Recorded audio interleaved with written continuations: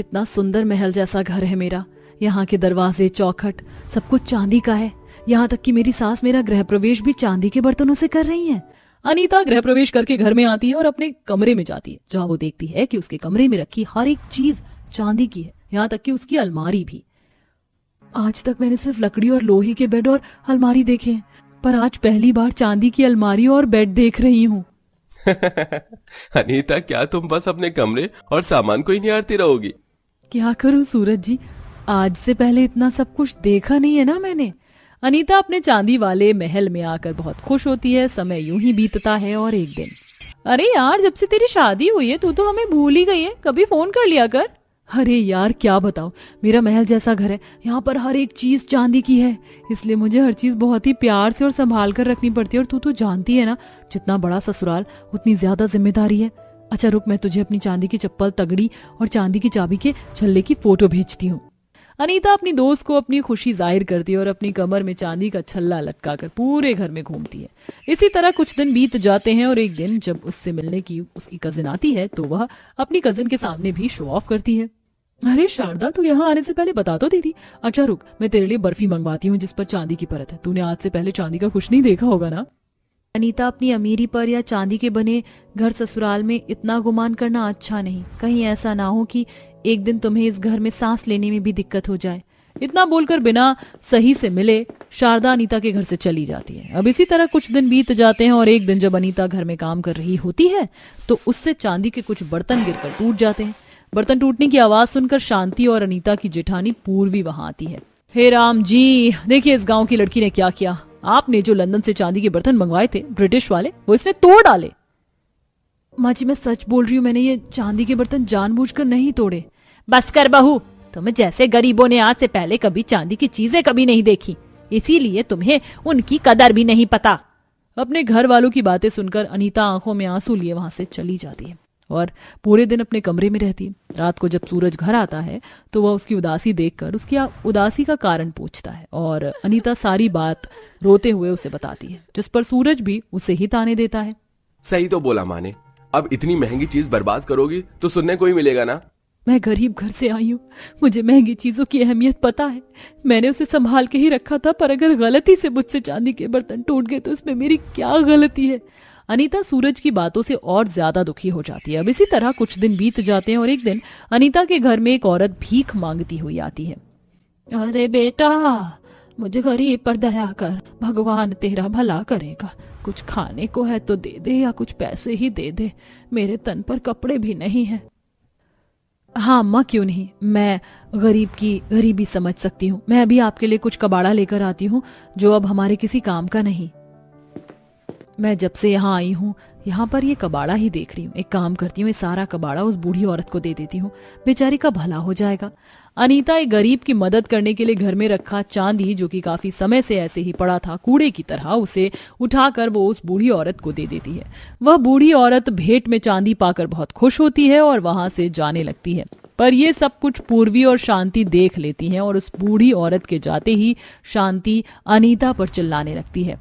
बहू, हद होती है बेवकूफी की। गलती करी मैंने तुझ जैसी गरीब लड़की को इस घर की बहू बनाकर। अरे भला ऐसे कोई दान में चांदी की चीज देता है क्या? ये चांदी क्या पेड़ पर उग रहा है? माँ जी, अगर ये गरीब ना होती और इसने हमारी तरह एक एक पैसे जोड़कर चांदी का घर बनाया होता तब इसे चांदी की अहमियत पता चलती। पर माँ जी, मैं तो किसी का भला ही कर रही थी और भला करना तो अच्छी बात होती है। किसी का इतना भी भला मत करो कि हम रोड पर आ जाएं। बहू, आखिरी बार समझा रही हूँ, अब ऐसी गलती तूने करी तो इस घर के बाहर होगी तू। एक बार फिर छोटी सी गलती पर अनीता को अपनी सास और जेठानी की बातें सुननी पड़ती हैं। बेचारी अनीता पूरे दिन भर के काम करती है और चांदी से बनी हर एक चीज को बड़े ही संजो के रखती है, पर फिर भी उससे कोई ना कोई गलती हो जाती है और उसकी छोटी सी गलती पर शांति उसे सुना देती। पर अगर कभी पूर्वी से कोई गलती हो जाती तो शांति उसे माफ कर देती है। ऐसे ही एक दिन पूरा परिवार किसी पार्टी में जाने के लिए तैयार हो रहा होता है और अनीता अपने मायके से लाए हुए साधारण चप्पल डाल लेती है, जिसे देखकर पूर्वी अपनी सास से कहती है, माँ जी ये देखो अपनी गरीब बहू की करतूत। हम इतनी बड़ी पार्टी में जा रहे हैं और आपकी बहू चांदी की चप्पलों को छोड़कर इस साधारण से चप्पल को पहनकर तैयार हो गई। अब इसे कोई बताओ, रॉयल पार्टी में सोने चांदी की चप्पल पहनकर जानी होती है ना कि ये रबड़ की। अनीता, ये क्या हरकत है?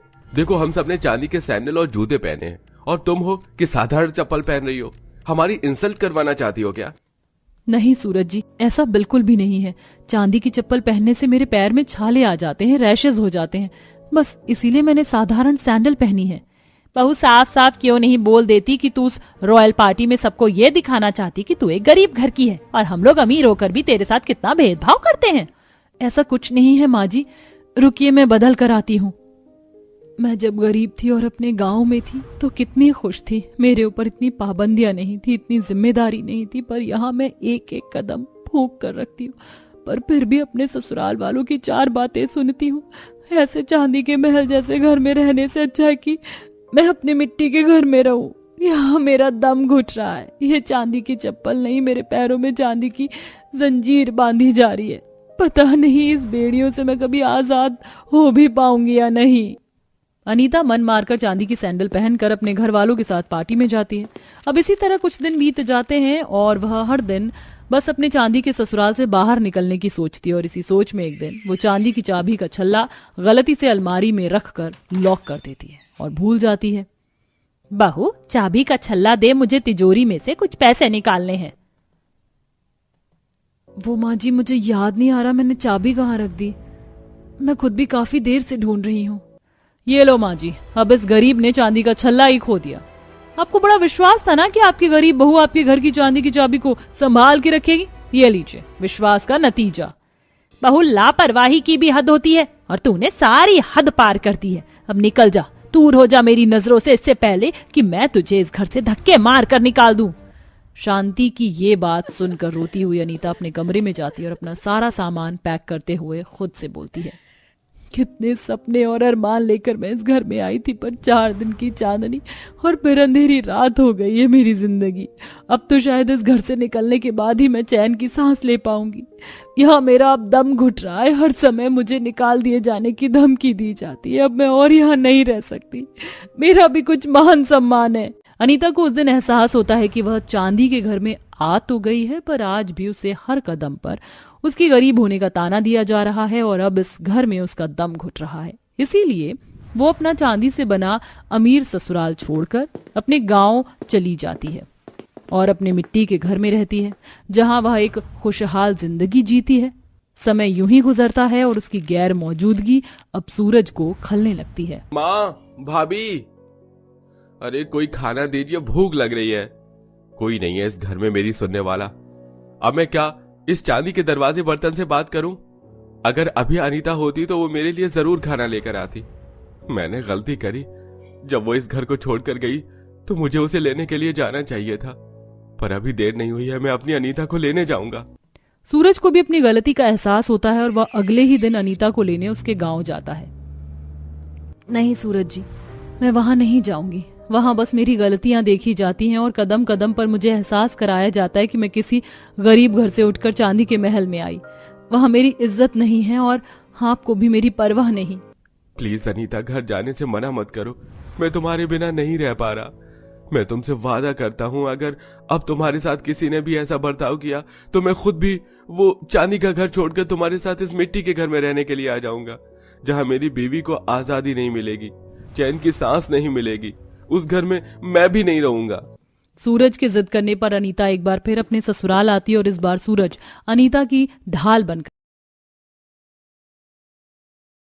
मैंने कभी सोचा नहीं था कि मुझ जैसी गरीब घर की लड़की इस शाही महल की बहू बनेगी। आओ बहू, हमारे राजमहल में तुम्हारा स्वागत है। आज से तुम इस राजमहल की रानी हो। आखिर कैसे एक गरीब घर की लड़की एक राजमहल की बहू बन गई और पूरा राज परिवार उसके स्वागत में खड़ा है? आइए जानने के लिए चलते हैं कहानी में थोड़ा पीछे। पता नहीं कौन होगी वो लड़की जो इस राजमहल की बहू बनेगी। तुझे पता है, राजा और रानी अपने बेटे के लिए अपने ही गांव की एक गुणी लड़की देख रहे हैं, क्योंकि वो अपने बेटे की शादी किसी राजशाही लड़की से नहीं करना चाहते। पर ऐसा क्यों? खैर, जो भी वजह हो, तू इस राजमहल की बहू बनने के सपने छोड़ दे। हम जैसे गरीब लोग कभी भी महल की बहू नहीं बन सकती।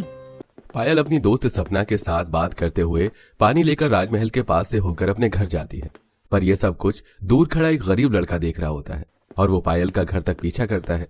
अब इसी तरह कुछ दिन बीत जाते हैं और वो लड़का हर रोज पायल का घर तक पीछा करता है। ऐसे ही एक दिन पायल अकेली जब पानी भरकर महल के पास से गुजर रही होती है तो वो देखती है कि महल के बाहर कुछ सैनिक उस घायल लड़के को जबरदस्ती पकड़कर खींचते हुए राजमहल से दूर ले जा रहे थे।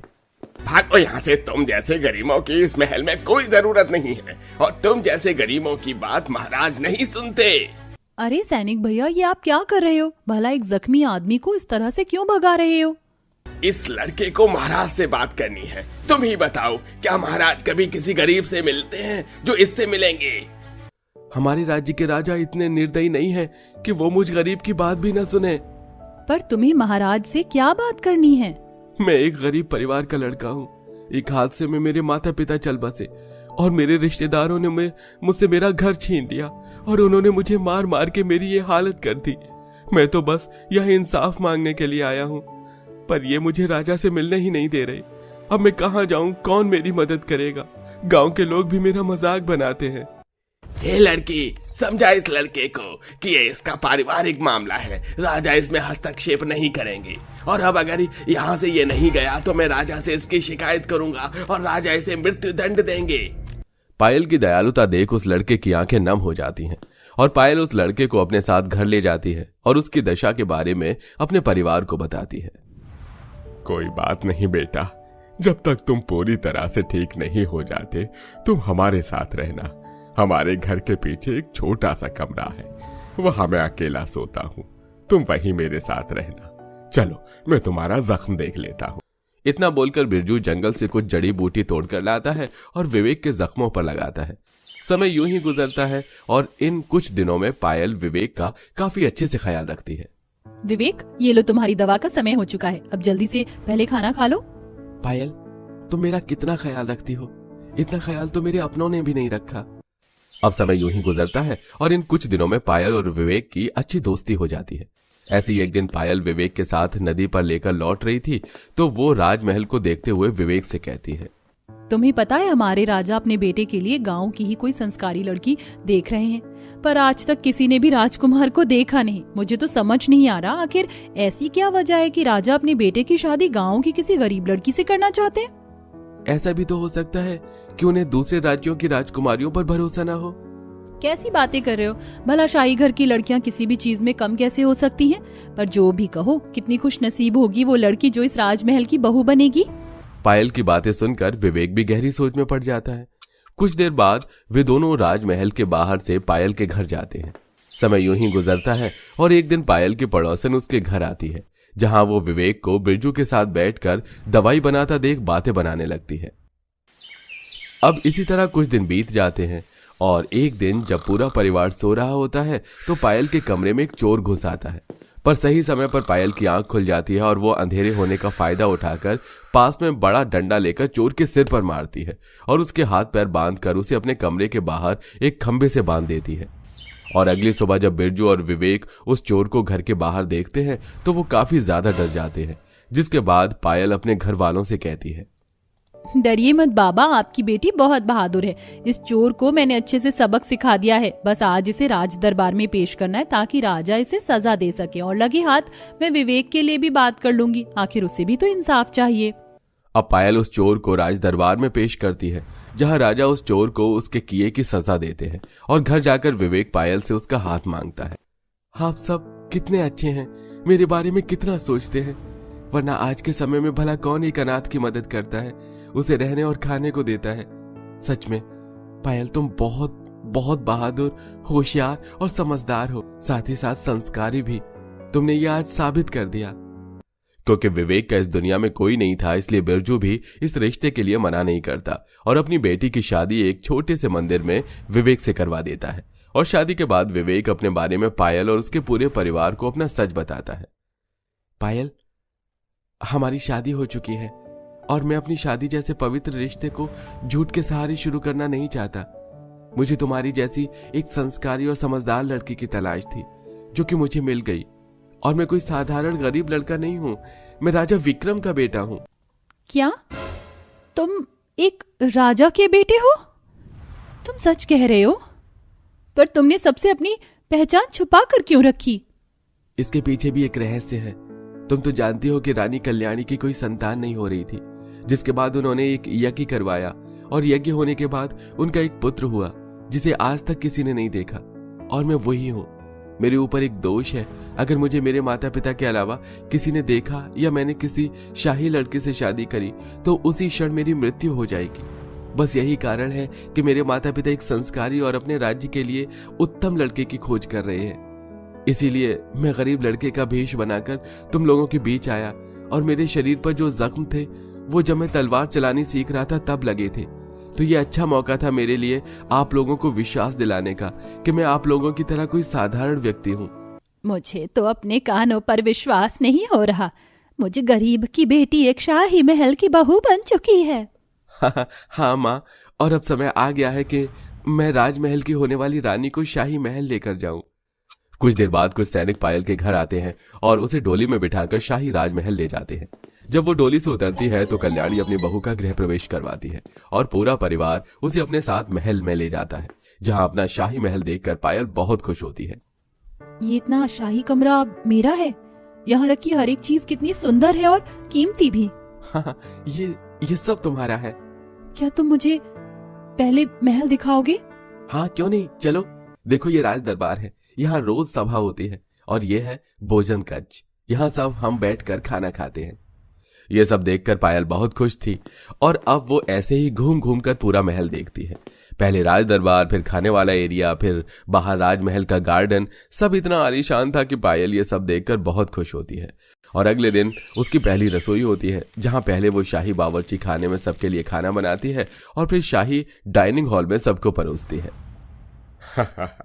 हमने पहली बार महल वाले बावर्चियों के हाथों का खाना न खाकर एक गरीब घर की लड़की के हाथों का खाना खाया है।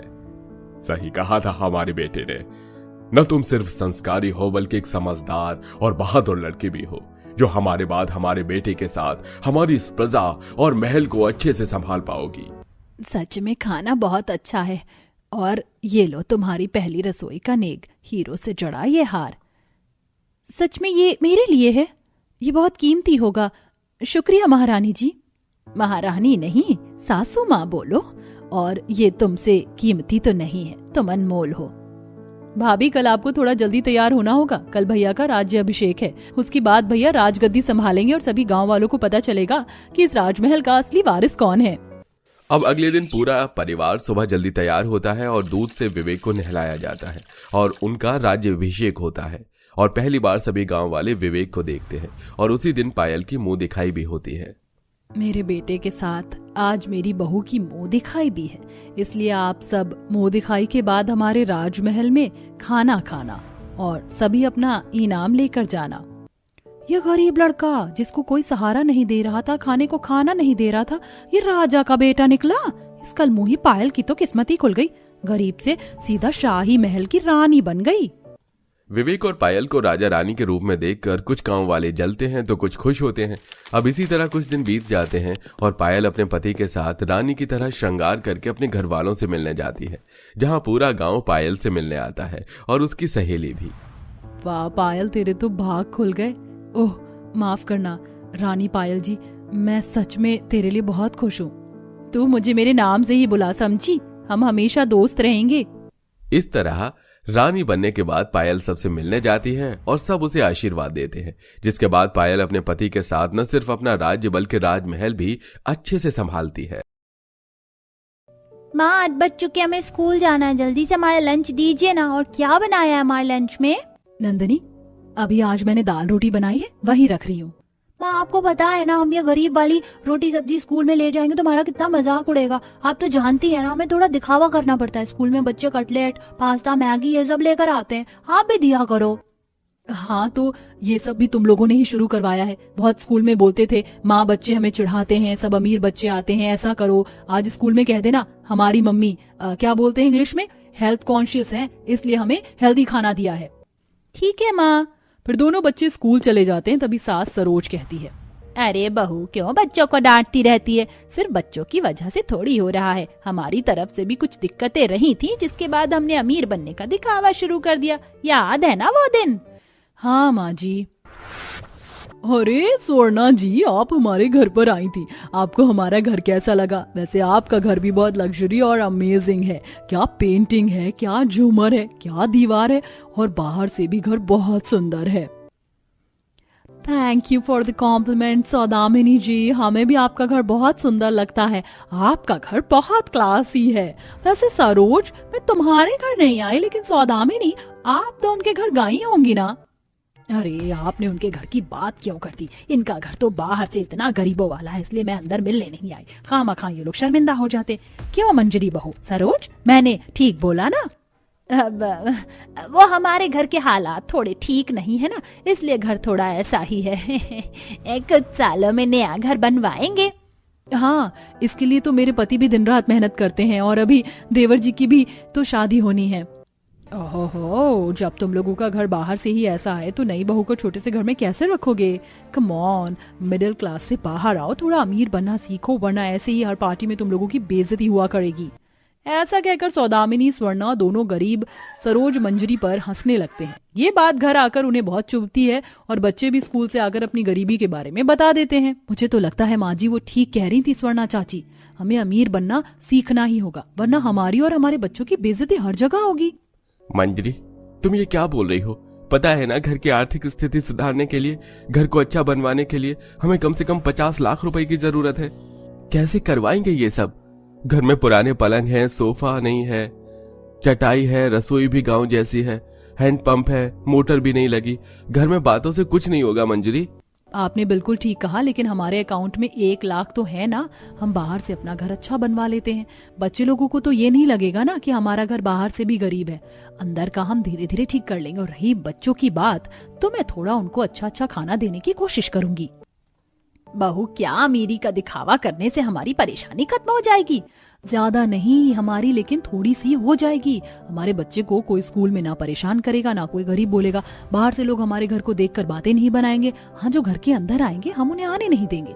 बैंक से पैसे निकलवाने के बाद वो अपना घर बाहर से टाइल का करवा देते हैं, बैल्कनी सजाने के लिए अच्छे अच्छे पौधे लगा देते हैं, और घर का दरवाजा खिड़की भी सुंदर बना लेते हैं। लेकिन अंदर से घर वैसा ही पुराने जैसा होता है, और वह अपनी शादी में जाने के लिए या बाहर जाने के लिए बच्चों से लेकर बूढ़े तक 2 दिन अच्छे अच्छे कपड़े खरीद लेते हैं, और अमीर लोगों की पार्टी में जाकर उनके साथ उठना बैठना, बात करने का लहजा देखकर सीखते हैं। कुछ दिनों बाद मंजरी अपने दोनों बच्चों के लिए सैंडविच बनाती है। वाह माँ, आज आपने हमारे लिए सैंडविच बनाया है, पर हम पर तो पैसे नहीं थे ना। फिर माँ? चिंता मत करो, पैसे तो अभी भी नहीं है। बस मैंने 10 रुपए का ब्रेड का पैकेट लाकर टमाटर और खीरा लगा दिया है। इसमें तुम अमीर लगोगे, पर अंदर मक्खन नहीं है, इसलिए खुद ही खाना ये, और जैसा सिखाया है वैसा करो, इंग्लिश बोला करो। Don't worry mom, we will take care of ourselves. इसके बाद स्कूल में भी गरीब बच्चों को देख उनके अमीर फ्रेंड्स उनकी इज्जत करने लगते हैं, और ऐसे ही बाहर से घर बन जाने से गरीब परिवार की भी आस पड़ोस में खूब तारीफ होने लगती है। और याद है ना माँ जी आपको, फिर लोगों ने हमारी कितनी तारीफ की थी ना घर की? हाँ बहू, बेइज्जती तारीफ दोनों देख लिया है हमने कुछ ही समय में। पीयूष की शादी होने वाली है, मुझे तो बहू की टेंशन है, वो आकर क्या सोचेगी। 1 महीने में ही बहुत कम पैसों के साथ पीयूष की रचना से शादी हो जाती है। गृह प्रवेश करके जैसे ही वो घर के अंदर आती है तो हक्की बक्की रह जाती है। माँ जी, जेठानी जी, ये क्या है? मेरा ससुराल बाहर से तो सुंदर लग रहा है, लेकिन अंदर से 2 कौड़ी का लग रहा है। ये क्या कोई मजाक है? बहू, हमें माफ कर दे, तेरा ससुराल अंदर से ऐसा ही है। लेकिन माँ जी क्यों? फोटो में तो मुझे घर बाहर से बहुत अच्छा दिखाया था। रचना, मैं तुमसे कोई झूठ नहीं बोलना चाहता, सीधी बात करता हूँ। हमारी बहुत बेइज्जती होती थी गरीब होने की वजह से, इसलिए हमने घर को बाहर से अच्छा बनवा लिया। लेकिन धीरे धीरे ये भी हो जाएगा। एकदम से तो घर नहीं बनता ना। आई होप कि तुम समझो। ठीक है चाची, चाची आप बहुत अच्छी लग रही हैं। क्या आप शादी में सबको अच्छा दिखना चाहती थी, या आप सच्ची में पैसे वाली हो? क्योंकि आपका लहंगा तो बहुत महंगा लग रहा है। माँ जी, पीयूष, बच्चे भी यही बातें करते हैं। हाँ चाची, हमें अपने घर के हालात पता है, इसीलिए। बहुत बातें हो गई बच्चों, तुम सब थक गए होगे ना। जाओ सब आराम करो। ठीक है दादाजी। अगले दिन अमीर घर की बहू को गरीब रसोई में खाना बनाने में बहुत परेशानी का सामना करना पड़ता है। चूल्हे पर खाने का इंतजाम करती है। इसके बाद रचना की पहली रसोई हो पाती है। दिन गुजरते हैं, रचना बड़ी मुश्किल से अपने गरीब ससुराल में एडजस्ट कर पाती है। पीयूष, हम घर में कैसा खाना खाते हैं? ये दाल प्याज रोटी भी कोई खाना होता है?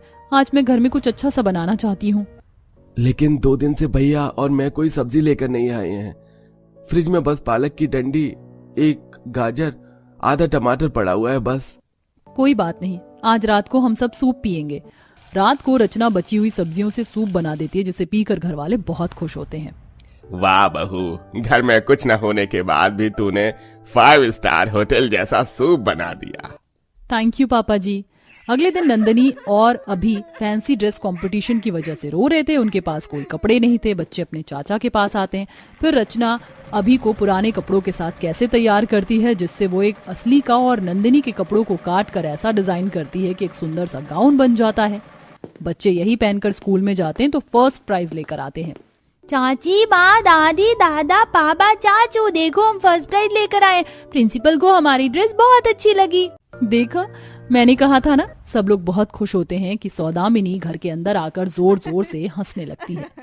ये क्या सरोज, मैंने सोचा था तूने अपना घर बनवा लिया, लेकिन अंदर से तो कबाड़ा ही है। सच बता, मेरी बात सुनकर तूने घर बाहर से बनवाया था ना? सौदामिनी, अपने आप को इतना अच्छा मत समझ कि मुझे तेरी बातों से फर्क पड़ेगा। हम बस धीरे धीरे अपना घर बना रहे हैं, तो हमने पहले बाहर से ही बना लिया। झूठ मत बोल। उस दिन जब मैंने स्वर्णा के सामने तेरे परिवार की बेइज्जती की थी, उसके बाद तू जितनी भी पार्टी में आई है ना, बहुत अच्छे से कपड़े पहन कर आई थी। और ये घर भी उसके बाद ही बनवाया तूने, बाहर से। पर देखो, अंदर से तो गरीब की गरीब ही है। मैं चलती हूँ, क्योंकि तुम्हारे पास मेरी खातिरदारी करने के लिए कुछ खाने पीने को थोड़ी होगा। ये कहकर सौदामिनी चली जाती है और रचना को बहुत बुरा लगता है। देख लिया माँ जी आपने, सिर्फ अमीर होने का दिखावा करने से कुछ नहीं होगा। हमें अपना स्टेटस हकीकत में अमीर वाला बनाना होगा, वरना कोई भी हमारे घर के अंदर आकर ऐसे ही मजाक उड़ाएगा। मैं पढ़ी लिखी हूँ माँ जी, मैंने जॉब भी की है। मैं घर को सुधारना चाहती हूँ। ओ, मम्मी की पेंटिंग गिर गई मुझसे। वाओ, ये पेंटिंग दीदी आपने बनाई है? वो भी अपने हाथों से? या ये भी दिखावे का हिस्सा है? रचना, कैसी बातें कर रही हो? घर में खाने के लिए पैसे नहीं है, मैं पेंटिंग क्यों खरीदूंगी? ये तो मैंने बनाई है। सच में आप इतनी अच्छी पेंटिंग करती हैं तो दीदी, आप अपनी कलाकारी को सही जगह इस्तेमाल क्यों नहीं करती? आपने ऐसी पेंटिंग बनाई है, मैं इसे ऑनलाइन बेचूंगी। आप मानेंगी नहीं, आपके घर बैठे बैठे एक पेंटिंग के 5 से 10 हजार रुपए मिल जाएंगे। क्या सच में रचना, ऐसा हो सकता है? हाँ दीदी। फिर रचना ऑनलाइन एक वेबसाइट बनाती है और जॉब करती है। दूसरी तरफ मंजरी भी बहुत सारी पेंटिंग बनाती है। 2 महीने के भीतर ही उसकी पेंटिंग ऑनलाइन महंगी महंगी बिकना शुरू हो जाती है। साथ ही दोनों के पति बहुत मेहनत करते हैं और मात्र 8 महीने में चारों मिलकर इतने अच्छे पैसे जमा कर लेते हैं कि अपने घर को सिर्फ बाहर से ही नहीं, अंदर से भी लग्जरी बनवा लेते हैं। और अब कोई भी उनके घर अंदर से गरीबी वाला नहीं बोलता था, ना ही उन्हें अमीरी का ढोंग करना पड़ता था।